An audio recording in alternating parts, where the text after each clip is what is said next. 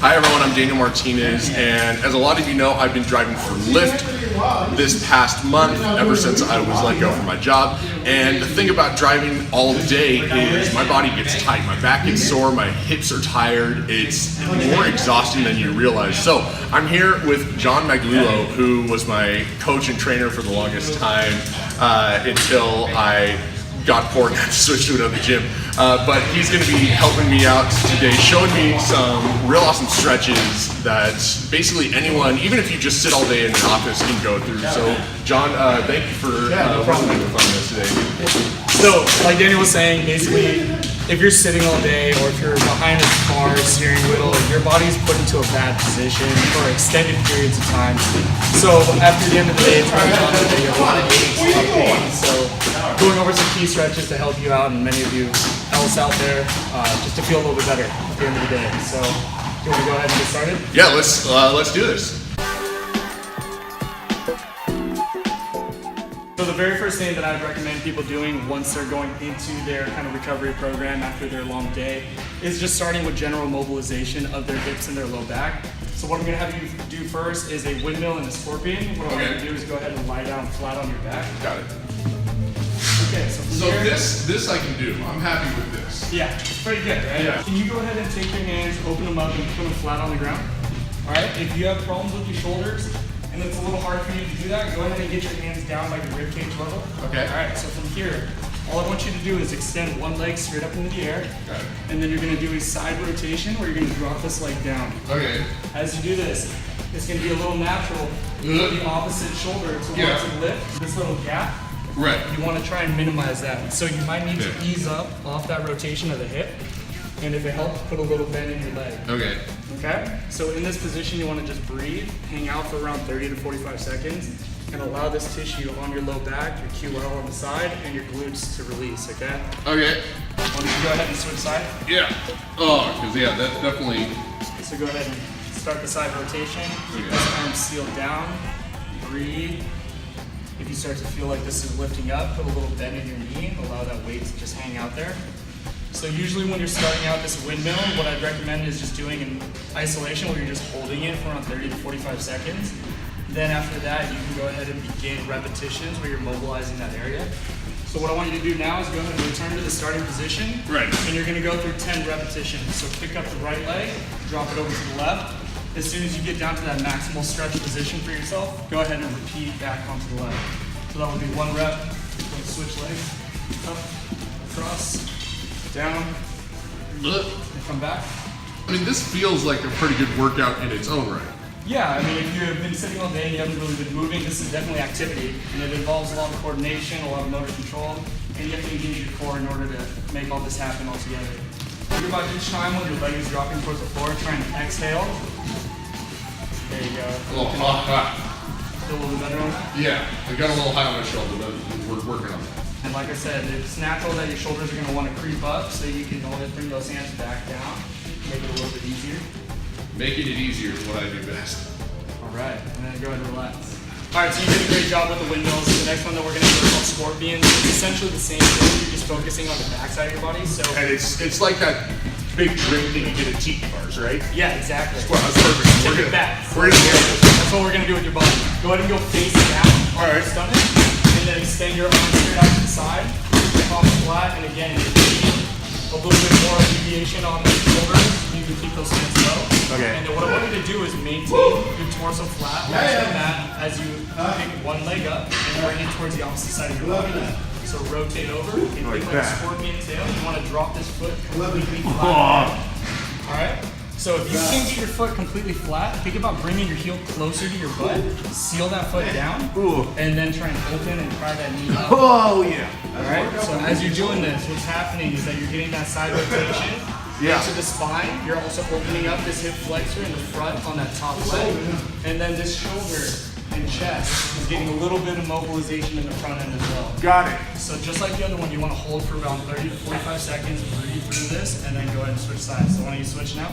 All right. Pick that foot up, reach across your body, try and seal that foot flat, and then open that hip up. Oh, that's a tight one then. Yeah, so it's not going to be perfect every single time. And then you can allow your chest to rotate open a little bit more if you want to stabilize that shoulder. All right. Oh, okay, so there we go, we landed it, yeah. And then again, we're gonna go through repetition. So go through 10, back and forth. So as soon as your foot lands and it seals, open up your chest, open up your pec, rotate open. Perfect, and then go ahead and switch. That's 1. So like, it's okay that my hand is coming in. Yeah, that's okay. Okay. So you're gonna slide open, so that this shoulder is getting a little bit of mobilization. Got it. Control, grab that knee up, open the hip. Oh. Yes. So it's a very active technique as well. So open up. There you go. Perfect. How's that feel? That's pretty good, yeah. We're just gonna be here for a little bit. So now we're going to go into direct stretches since we already kind of woke your body up through mobilization of your spine and your hips. When you're sitting all day in the car, the number one thing that's going to get tight are your glutes. You're sitting on your ass all day, so it's locking up that tissue. So we want to kind of open it up and just breathe through it. Usually though, you'd want to get like the tight glute, because that's also something I'm working towards. So a tight muscle is typically also a weak muscle. So you have to loosen it up as well as strengthen it. What we're going to go into is a real simple pigeon pose. What I'm going to have you do is go ahead and start by taking one leg and creating a box. So you're going to drop your shin down horizontal. If that's really difficult for you, what you're going to do is just put a little bit more of a bend in your legs. So why don't you try that? So let's go there. Okay. So once you have that set, you're going to get your hands down in front of you. Right. And then slide your back leg as straight as you can, far back. And then hold that position. So you're going to be feeling the stretch onto that bent leg, onto that glute on the right side. So if that starts to feel okay, what you're going to do from here is drop down onto your forearms and then just breathe. So when you're doing this static stretch, you want to think about holding for up to 2 minutes, okay? So just allow that muscle to relax and just breathe through. Are you good? You breaking a sweat over there? I'm good, man. I'm good. Why don't we go ahead and switch sides? All right, let's. All right, so again, go in front. Slide that leg back. Good. Down. Should be feeling the left glute now on the outside. If you need a little bit more pressure, I'm sure you don't. I mean, you never know. Let's go for it. You drop your hips to that side of the glute. I'm trying to think about sealing that glute down to the ground. There you go. Just a little bit. Oh, yeah. All right, and then move your arms if you need to kind of balance that weight. Feeling that a little more? Yeah. All right, cool. Go breathe. You should be feeling like your pelvis is sitting a little bit softer onto the floor. It does, yeah. Another culprit of that kind of tight hip position is going to be your hamstrings. Since you're bearing a majority of your weight onto your glutes and your hamstrings, they're going to tighten up, especially since in that seated position, your hamstrings go from a lengthened state into a shortened state. So they're always semi-contracted as you're sitting for a long period of time. So in order to loosen it up, I actually go through a little bit of a different hamstring stretch. What I usually do is get down into a bent knee position. Okay. So I'm going to have you extend your leg out in front of you, dropping your heel down. So the whole time you want to think about keeping that toe up. So this bent knee position will allow you to feel a little bit more of that muscle belly of the hamstring instead of just that low area down behind your knee. So once you have this position, what I want you to do is think about facing forward towards that front foot, and then hinging and folding over, dropping your torso directly down towards that thigh, towards that knee. So from here, you should be feeling a pretty deep stretch. It feels pretty good right there. And this is actually, I'm enjoying this. Okay. We got this. This is pretty set, yeah. So there's another technique that you could do. It's a little bit more advanced. What you're going to be doing is called neural flossing. Okay. So you're basically waking up some of the nervous system inside that muscle tissue over there. So you're going to take your foot, grab it. Oh, yeah. Try and use your right hand. Push that away. Okay. And then pull that back. Yeah. You should start to feel that muscle activate a little bit more, and you're starting to get a little bit deeper of a stretch inside there. You feel that? I do. Now we're using neural floss because mental floss was already taken, right? That's it. Okay. So this makes Much it a little more bit more enjoyable. active. Yeah. So you can go through little bouts of active movement like that, and then go back to the static where you're just holding still. Okay. And then think about trying to sink down a little bit lower, trying to drop that chest into that thigh. Just go right into the sunken place. That's it. We just need a little teeth. Yeah, that's it. All right, let's go and switch sides. Are you left side dominant or right side dominant? I'm right left-handed. Okay. Well, I mean, there's always going to be... I'm not sure if that means anything. Well, typically on your dominant side, you're going to have a little bit more muscular activity, just because you're going to favor it. But in general, there's always going to be muscular imbalances in our body. We're never going to be symmetrical. What you want to think about doing first is getting down into a kind of lunge position right here. So it's a little drawn back from the last one we did. Yes, exactly. So once you're in this lunge position, the most important part of about getting into this hip flexor stretch is your pelvis position. So your pelvis is either going to be neutral or it's going to be anteriorly tilted where you're arching your back, your pelvis is dipping forward. So the break the internet pose. Yeah, exactly. Or you're gonna have a posterior tilt where your pelvis is tilting back and your lower back is rounding. You wanna think about for this hip flexor stretch, you wanna get into a posterior tilt. So what I usually cue people to do is imagine that you have a tail, like a dog, and you're pulling that tail up in front of you so that your pelvis tilts, okay? You went to FurCon, didn't you? Not yet. Okay. So once you hold that position, you should be firing through this glute and you should already feel a semi kind of stretch in that hip flexor. And then from here, holding that position, just lunge forward, keeping that pelvis in that posterior tilt.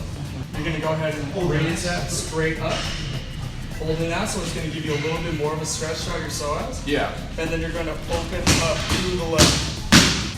So the glute should be firing, you're bridging your hips forward, and opening this position here with a little rotation. Hold that. That's good. That's good right there. And then let's go ahead and switch sides. You're in the lunge, you're gonna tilt your pelvis. So as you're tilting, try not to lean back. Okay. Stand up straight. And then from here, you think about rocking your pelvis underneath. Oh, there. Okay, then now I got it. Yeah, so now I think you feel it's the straight up and down part.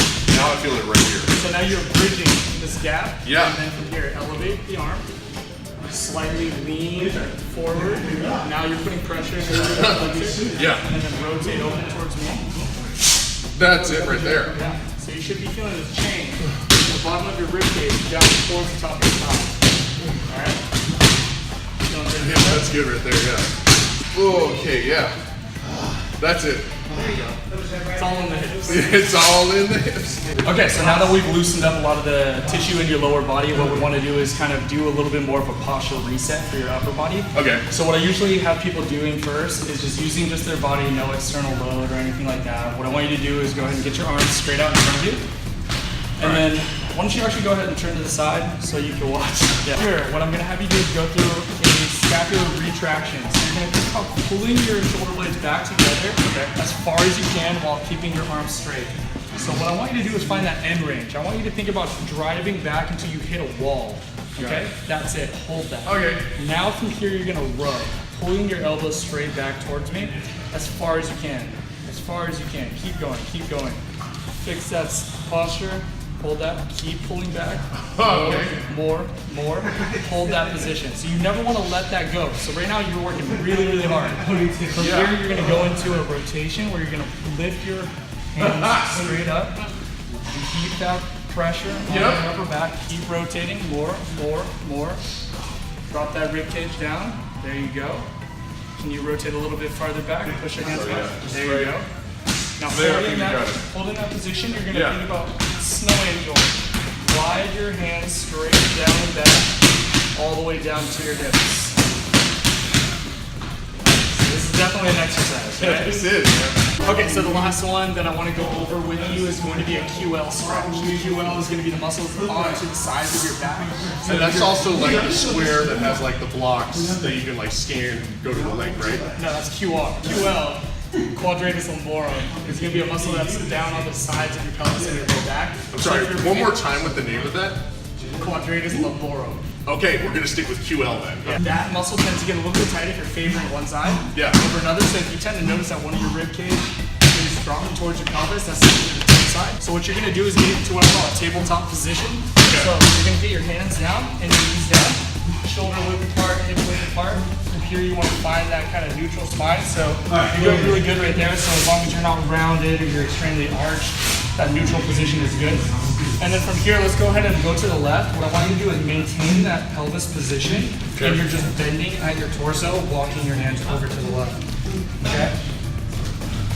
So once you're there, what you want to think about doing is driving your hips down and back towards your heels, holding that position. So you want to think about with any of these static stretches about moderate pressure. So around maybe 60 to 70% of a maximal stretch. That way you can allow that muscle to relax as you breathe, open up that tissue. Let's go ahead and try the other side. So you'll go back to that starting position, hands down, knees down, neutral spine, lock in that pelvis position, walk your hands slowly over to the right. From here, look to the right, And then I'm thinking about this curve from my shoulder and my hip, increasing that. So I'm gonna drop my hips and back. So I feel, yeah, I can definitely lean over this way a lot more. Yeah. So it probably means that you're favoring that right side as you're driving, so that center console, or just just like leaning a little bit over to the right. So that's why that kilo is a little bit tighter there. So definitely, if you notice that one side is tighter than another, give it some more love. Instead of 30 seconds or 40 seconds, give it up to a minute or so. Yeah, like right there is where I really feel the stretch. So the kilo is kind of interesting because this muscle actually will lengthen through deep breathing on the inhalation. So what I want you to think about doing now is as you're here, taking a big breath in, and then imagine that tissue stretching out. And then as you breathe out, you're just relaxing. All right, and then take another breath in and expand. Open up, open up, open up. And then breathe out and relax.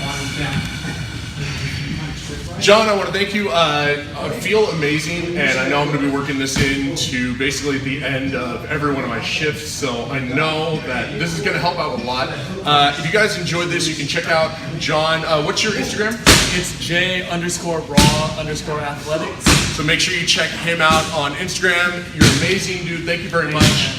Thank you for everything you did today. No problem, dude. And I really hope you enjoy what we did today. You know, the hardest part is actually making time for it.